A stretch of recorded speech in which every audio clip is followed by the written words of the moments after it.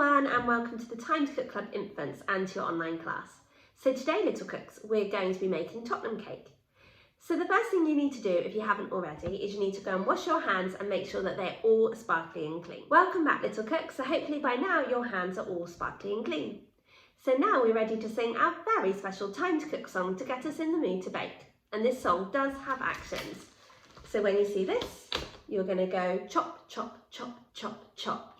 And when you see this one, you're going to go mash, mash, mash, mash, mash, like mashed potato or mashed banana. When you see this one, you're going to go stir, stir, stir, stir, stir with your spoon. And when you see this one, you're going to go roll, roll, roll, roll, roll with your rolling pin, as if you're rolling out pastry. And when you see this one, you're going to go pat, pat, pat, pat, pat, as if you're patting down cookie dough or pizza dough. So go and grab your grown-up and use it as the perfect excuse to have a really good boogie around your kitchen. I'll be listening out from my kitchen to see if I can hear you guys singing along in yours. Get ready, it's time to cook today. Get ready, we're gonna have some fun. Get ready, it's time to cook today and show everyone what we've done. We're gonna chop, chop, chop, chop, chop it up. Great chopping, little cooks, well done. We're gonna mash, mash, mash, mash, mash it up. Keep mashing, great work. We're gonna stir, stir, stir, stir with a spoon. Keep stirring, well done. It will be ready soon. Get ready, it's time to cook today. Get ready, we're gonna have some fun. Get ready, it's time to cook today and show everyone what we've done. We're gonna roll it, round and round. Well done, great rolling, guys. We're gonna pop, pop, pop, then ba-bam, pows. Are you ready to pop it in the oven? In the oven on a tray. Don't forget to pop your chef's hats on, little cooks.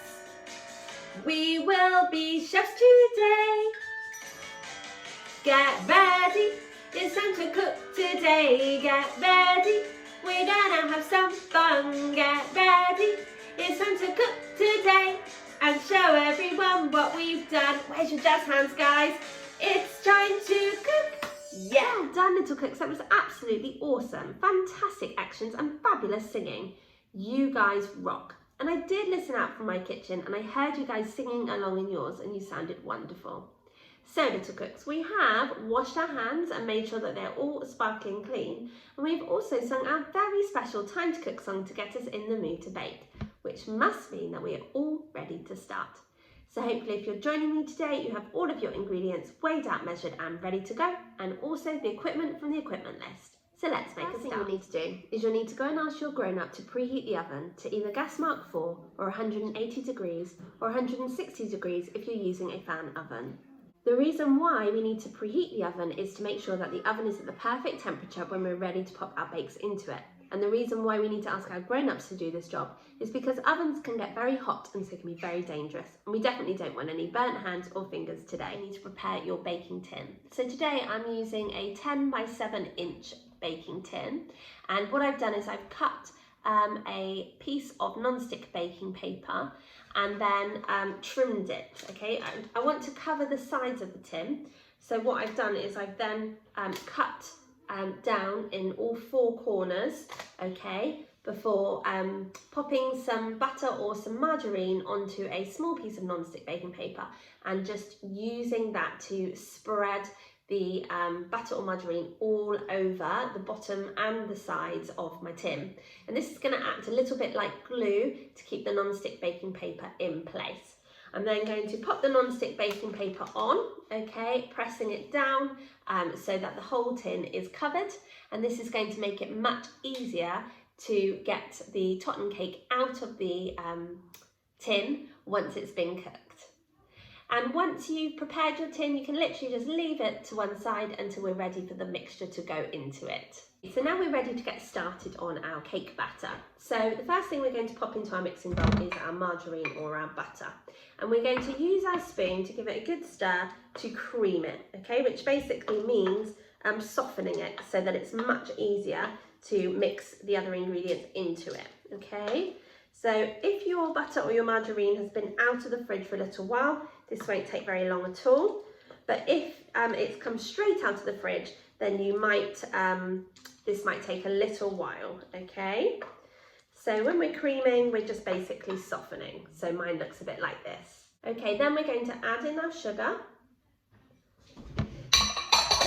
And we're going to mix those two together until you can only see one batter. Okay, so you can no longer see the two separate ingredients, the sugar and the margarine. You can just see some sugary butter or sugary margarine. And you can keep using your spoon to scrape down the sides of the bowl each time. Okay, like so.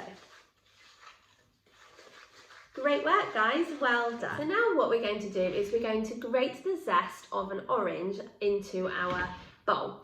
So it's important to wash and dry your orange first, and then with your grater you're going to stroke your orange down and up your grater, okay? And you're just going to keep going until you have grated all the zest from your orange. And when you look at your orange, you'll know the bits that you've already grated because there'll be a paler orange colour, like a creamy colour. And please do be really, really careful of your fingers though, because graters are a little bit like knives. They can be very sharp, and so you can grate or hurt your fingers, okay? So just keep moving your fingers out of the way of the grates, and join me back here once you've grated all of the zest of your orange. Now you're going to add in half a teaspoon of vanilla extract. Give it a sniff. Oh, it smells just like vanilla ice cream. So whenever we're measuring out any separate herbs, spices or flavourings, it's always a great idea to do so over a separate bowl or cup. And that way, if we add too much, we're not ruining the rest of our ingredients in the mixing bowl. So we are just adding half a teaspoon of vanilla extract to the bowl. And again, we're going to give that a good stir. So now in a separate bowl, you're going to pop yourself raisin flour and your 1 level teaspoon of baking powder. So you can use the top of your pot to level it off, okay, before adding it into your flour. And you're going to stir those two ingredients together really carefully. So now we're ready to add in our eggs. We're using 3 large eggs in the recipe today. And we're just going to do gentle taps on the side of our bowl, little fairy taps, not big taps, before popping our thumbs into the hole that we've created and pulling apart the eggshells, leaving the egg in the bowl, okay? And then what we're going to do is we're going to add that to our mixing bowl together with a heaped tablespoon of the flour mix, okay? And then we're going to mix that in. Using your wooden spoon, you can scrape down the sides of the bowl, okay? To make sure that you're mixing all of those ingredients in really well. We're going to do exactly the same with the other 2 eggs. So we're going to crack the egg into our bowl or a cup, okay, before popping it in to the mixture together with a heaped tablespoon of the flour mixture. And what this will do is it will just stop the mixture from curdling, okay? So again, we're going to mix that in really, really well, scraping the sides of the bowl down until we've mixed all of those ingredients in. So join me back here when you've added all 3 of your eggs and your 3 tablespoons of the flour mix, and I'll tell you what to do next. You'll definitely not have used up all the flour mix, so don't worry. Welcome back, guys. So hopefully by now you've added in your 3 eggs and your 3 heaped tablespoons of flour. So now with the rest of the flour mix, you're just going to sieve it into the mixing bowl, okay? So we're just going to pop a spoon into the sieve and just kind of draw circles to get the flour and the baking powder to go down into the mixing bowl. And this will get rid of any lumps of flour, but it will also help your sponge to be nice, light and airy. What you're going to do is you're going to fold this into your mixture. So by folding, we get our spoon and we draw the letter S before doing a slash down, like a ninja chop, okay? So we're not stirring like this, we're folding. So letter S and then ninja chop, okay? So make sure that you get right to the bottom of your mixture to make sure that all of that flour mix is mixed in, okay? But join me back here when you've folded in those ingredients, and I'll tell you what to do next. So hopefully by now you've folded in the flour and the baking powder to the rest of the ingredients in your bowl. So it's now time to add your milk, your 2 tablespoons of milk, and then again give your mixture a good stir. Now if your mixture still seems quite stiff, then you can add another tablespoon of milk. So now it's time for us to get our pre-prepared tin back, because we're going to spoon those ingredients into our pre-prepared tin, okay? So if you've got a cake spatula, you might want to use it now just to make sure that you're not wasting any of that lovely mixture.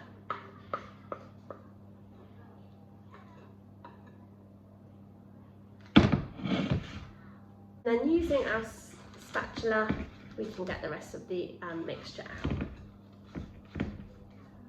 And then using the back of a spoon, you're just going to level out the top of your cake, okay?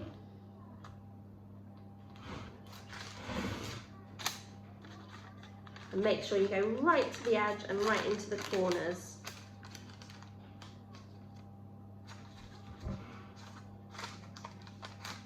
And now it's time for you to ask a grown-up to pop your cake into the oven to cook for 30 minutes. And grown-ups, you can test whether the cake is cooked by popping a sharp knife or skewer into the middle of your cake. If it comes out clean, then it means it's cooked. And if it comes out with wet cake mixture on, it means it needs to go back into the oven to cook for a further 3 to 5 minutes, okay, before testing again. Now, once your cake is completely cooked, then grown-ups, you can turn the oven off and leave the cake in the oven for a further 5 minutes. Grown-ups, you can then remove the cake tin from the oven and leave the cake to cool in the cake tin until it's completely cool. Now, whilst your cake is cooking, we can prepare the icing for it, okay? So join me back here once you've asked your grown-up to do that special job, and we can crack on with the icing. Back, guys. So now to make the icing, what you need to do is you need to pop the raspberries into a saucepan along with 2 tablespoons of water.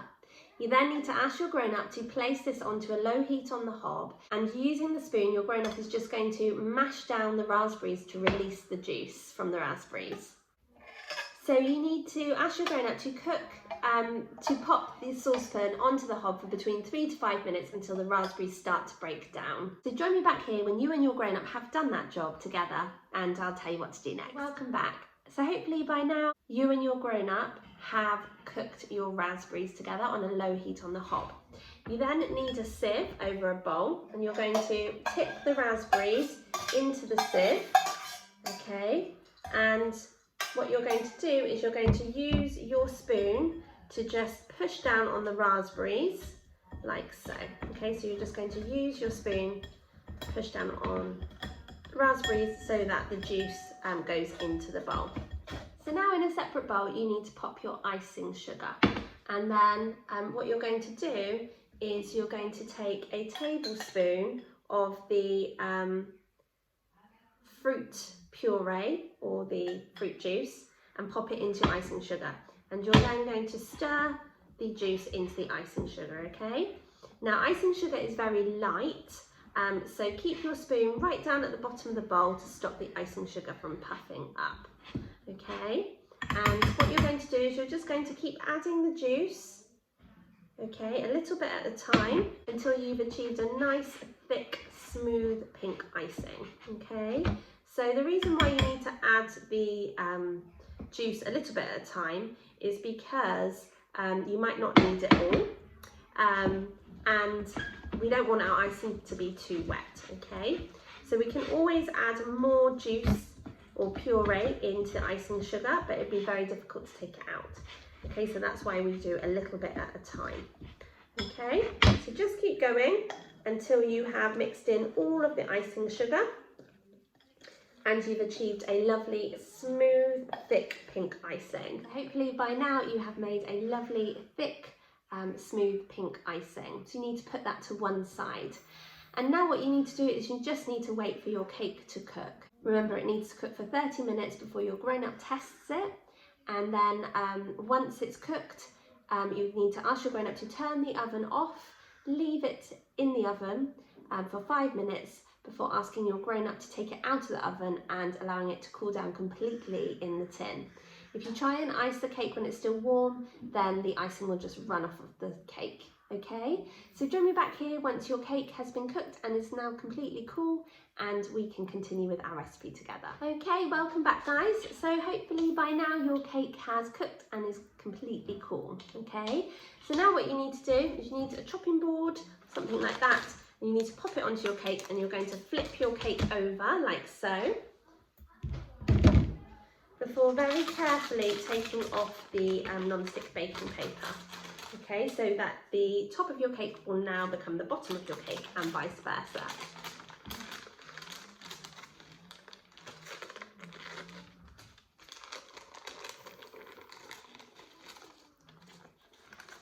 So now we're ready to assemble our cake, but before we do that, what you'll need to do is you'll need to ask your grown-up to pop your raspberry jam into a saucepan and just to heat it up a little bit, just to soften it up, okay? We're going to use the raspberry jam to go underneath the icing, and we'll be using it as like a crumb coat, which will basically mean that you won't get crumbs in your pink icing when you pop it onto your cake. So we're going to use a pastry brush to just brush the jam over the top. We only want a very thin layer, and as I said, this is just going to stop the crumbs from going into your lovely pink icing. And then once you've popped some raspberry jam over the top of your cake, you're then going to spoon on your pink icing over the top.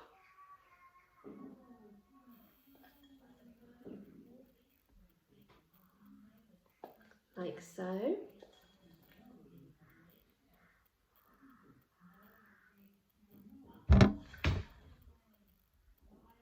Then using the palette knife or the back of a spoon, you're just going to smooth the icing all over the top of your cake, okay, going right to the edges,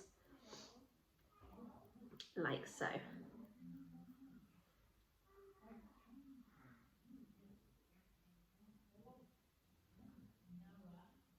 And then as a finishing touch, you can just scatter over some coconut over the top, like so.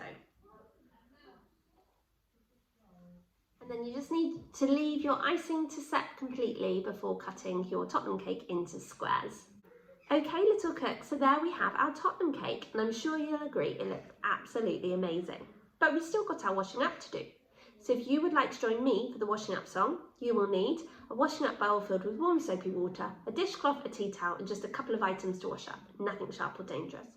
Go and grab your grown up and use it as the perfect excuse to have a really good boogie around your kitchen.